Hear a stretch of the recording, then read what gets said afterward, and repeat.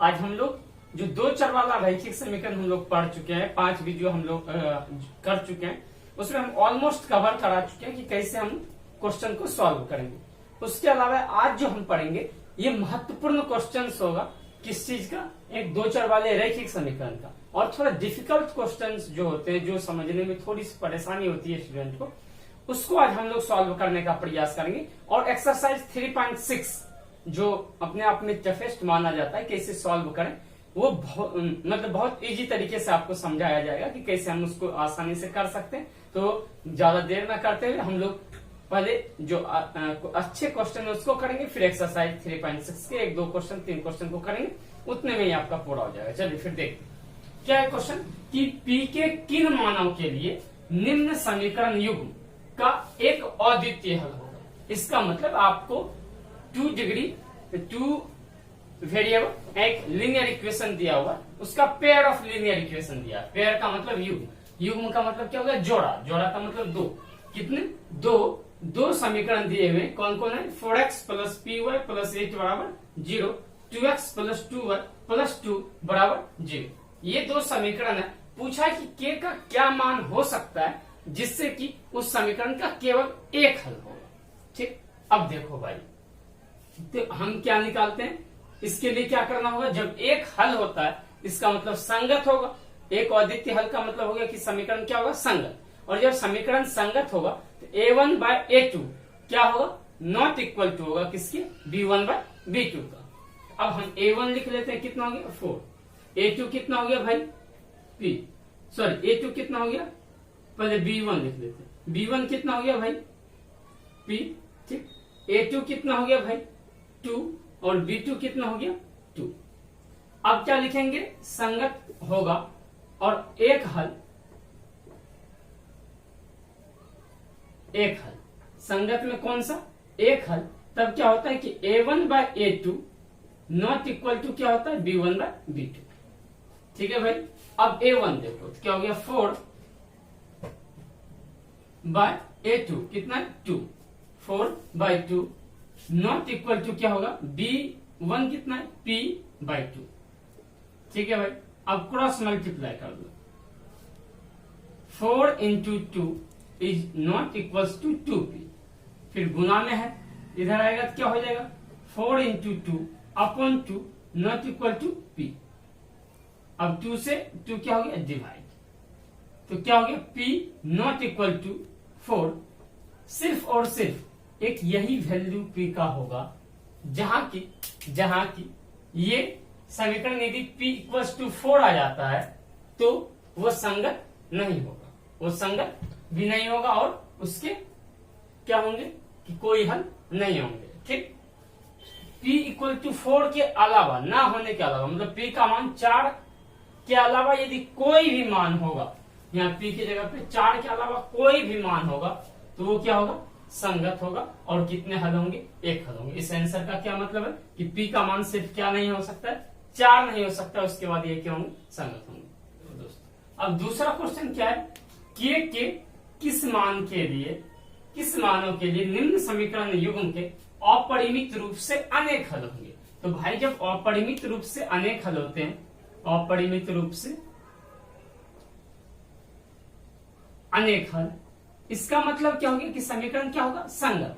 और जब अपरिमित रूप से अनेक हल होते हैं, समीकरण संगत होता है, तो a1 बाय a2 बराबर किसके होता है? b1 बाय b2 के, और बराबर किसके होता है? c1 बाय c2 के। इसका मतलब रेशियो क्या होता है? इक्वल होता है। ठीक, अब देखो भाई a1 क्या कितना है यहां से? के। b1 कितना है भाई? 3। और c1 कितना है? c1 कितना है? Minus k minus 3। Is it clear? अब दूसरा देखो, a2 कितना है भाई? 12 12। b2 कितना है भाई? k। और c2 कितना है भाई? Minus k। ठीक है। अब हमको a1 a2 b1 b2 c1 c2 पता है। अब हम यहां से निकाल सकते हैं a1 अपॉन a2 का वैल्यू। क्या होगा? देखो भाई k bye 12। b1 bye b2 निकाल लो, क्या होगा? 3 बाय k। ठीक है।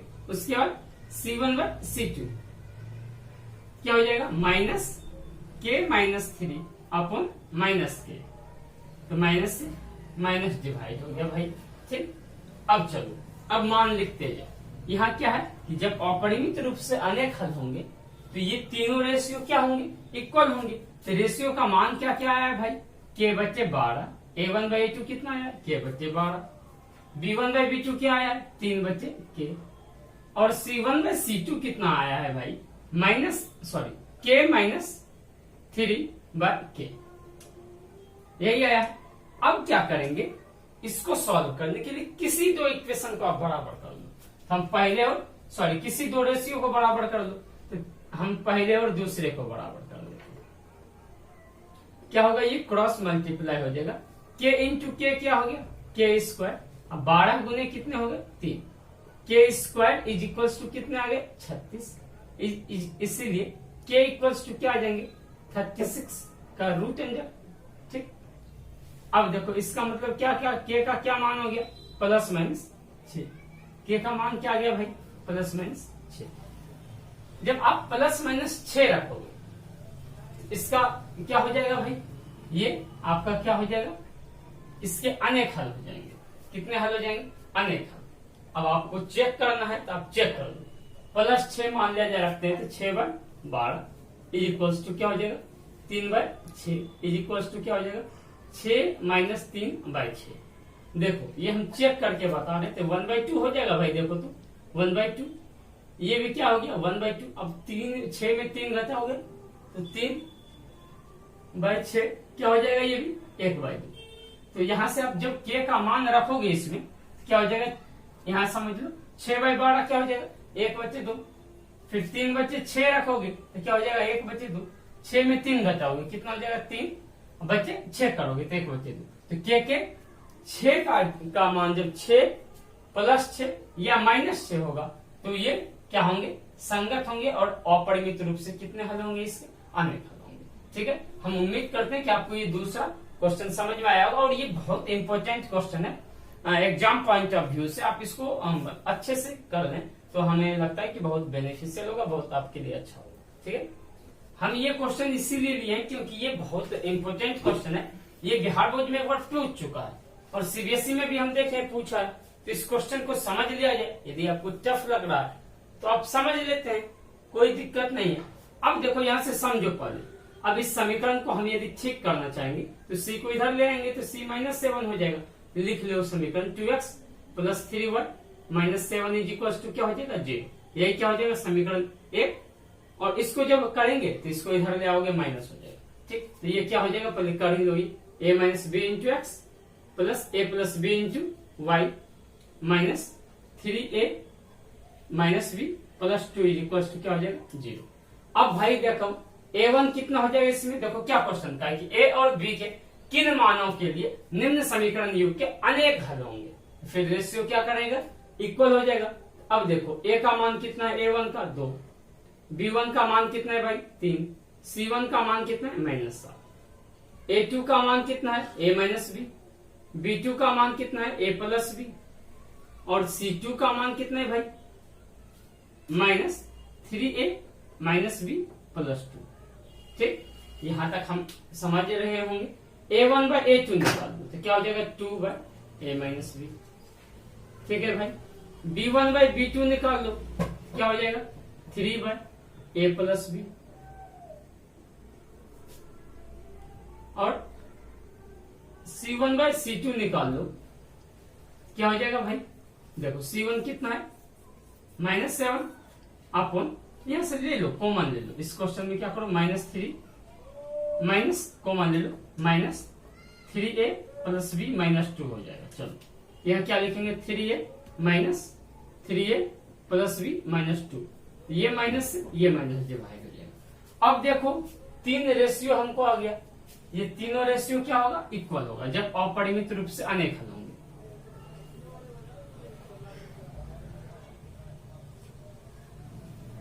अनेक हल हम लोग कंडीशन जानते हैं कि अपरिमित रूप से अनेक हल के लिए क्या होता है, तीनों रेशियो a1 बाय a2 बराबर b1 बाय b2 बराबर c1 बाय c2। अब जब तीनों बराबर है तो हम किसी दो को बराबर कर लेंगे।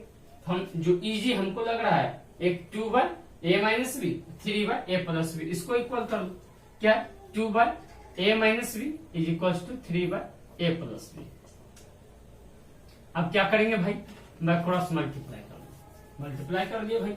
अब देखो क्या हो गया तुम्हारा क्या हो गया कि 2 इंटू ए प्लस बी बराबर 3 इंटू ए माइनस बी,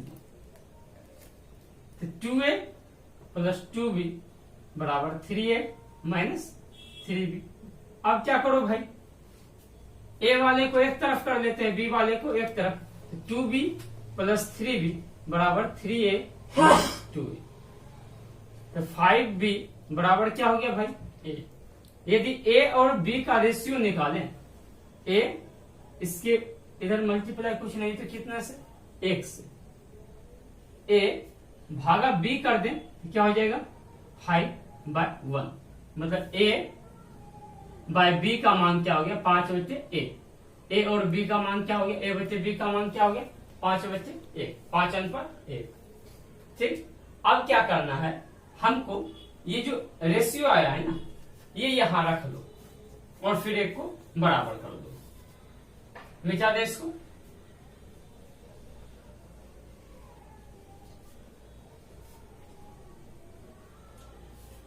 इसका मतलब क्या है कि 5, या देखो इसको हम लिख सकते हैं a बराबर 5b। आगे अब अभी हम लोग का रेशियो क्या आया, a बाय b का अनुपात कितना आ गया भाई 5:1, 5 बचे 1। इसका मतलब क्या हुआ कि 5a इंटू, ये पहले आ ही चुका था कि a बराबर क्या हो गया 5b, इसका मतलब क्या हो गया a बराबर 5b। अब देखो भाई ये दो को जब बराबर के रेशियो को तो इतना आया, अब क्या करेंगे, पहला को तीसरे के बराबर कर लो या दूसरा को तीसरे के बराबर कर लो, आप फ्री हो जिसको इच्छा। हम पहला को तीसरे के बराबर कर लेते हैं अनुपात की, 2 बाय ए माइनस बी बराबर क्या हो जाएगा भाई 7 माइनस 7, चलो ऐसे आ गया था, हम लोग जब रेशियो निकाल ही चुके हैं, 7 bye 3a plus B minus 2, यही आया है भाई। अब बताओ a बराबर कितना रख दें 5b, तो क्या हो जाएगा 5b माइनस बी बराबर 7 bye 5b plus B minus 2। अब देखो तो क्या आ गया 2 बाय 4b बराबर 7 बाय, यहां 3b था भाई, तो 15b प्लस b माइनस 2। अब क्या हो गया 2 बाय 4b, इसका मान निकालोगे कितना हो जाएगा 1/2, मतलब 1/2b इज इक्वल टू क्या हो जाएगा भाई, क्या हो जाएगा देखो 7 बचे 16b माइनस 2। अब क्या करेंगे बाय क्रॉस मल्टीप्लाई। अब देखो 1 इंटू 16b माइनस 2 बराबर 2b गुने 7, तो 7 गुने b क्या हो जाएगा भाई 14b। ठीक, बराबर क्या हो गया भाई 16b माइनस 2।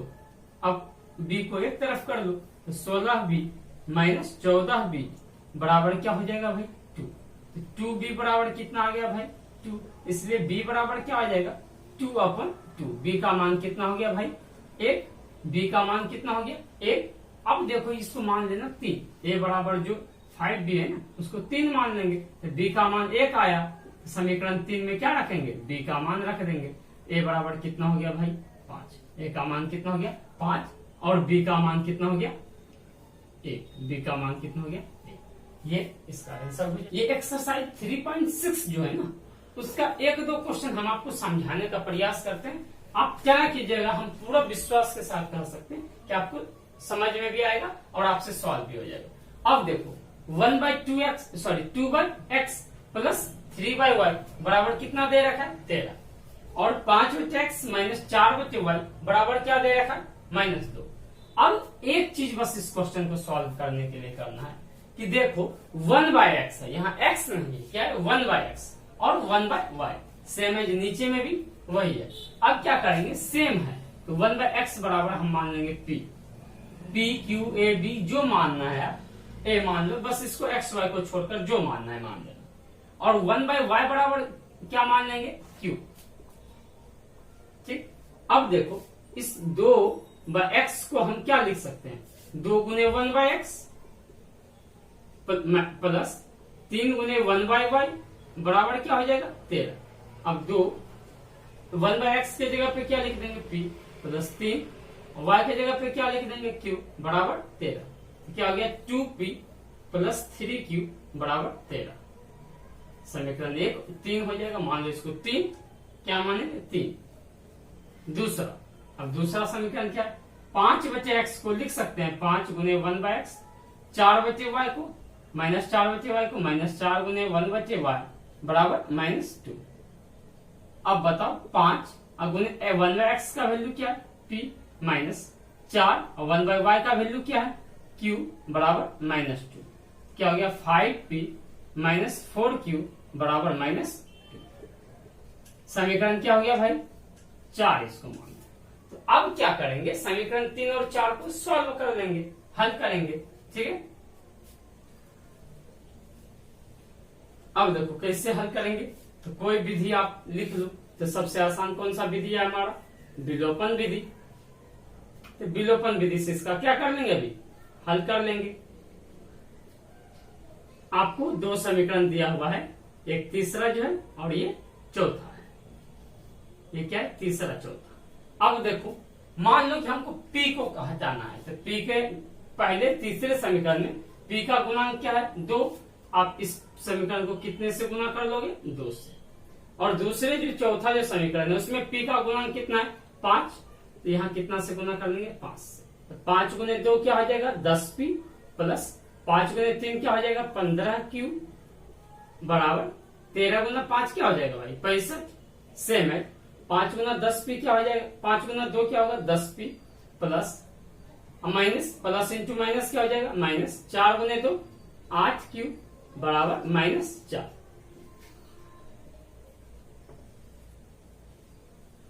अब देखो इस समीकरण को घटा लो।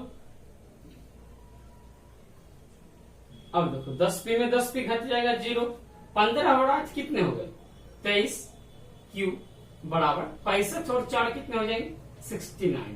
तो q बराबर क्या हो जाएगा भाई 69 बचे 23। कितने बार में डिवाइड हो जाएंगे ये 3 बार में। q का मान कितना आ गया भाई 3।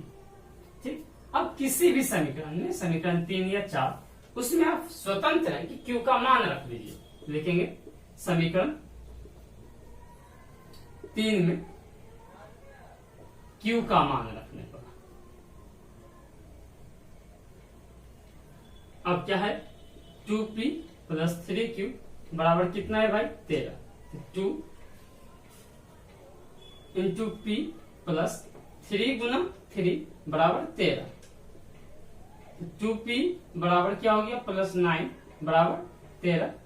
2p बराबर क्या हो जाएगा 13 माइनस 9 कितना हो गया 4। 2p बराबर कितना हो गया 4। इसीलिए भाई p बराबर क्या हो जाएगा 4 बचे 2, मतलब कितना हो गया 2।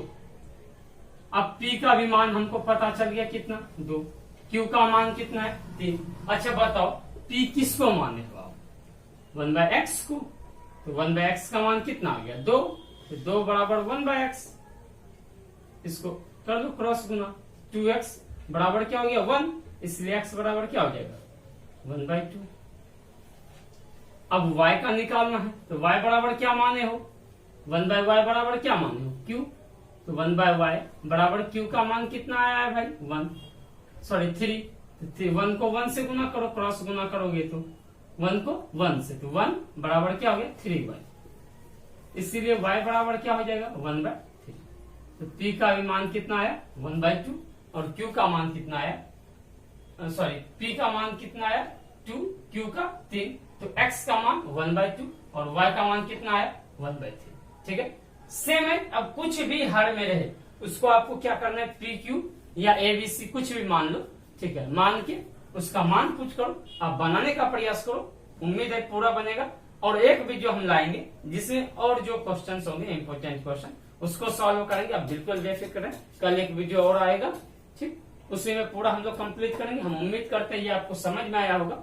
अच्छे से नोट करते जाएं, इससे बाहर एक भी क्वेश्चन नहीं आएंगे।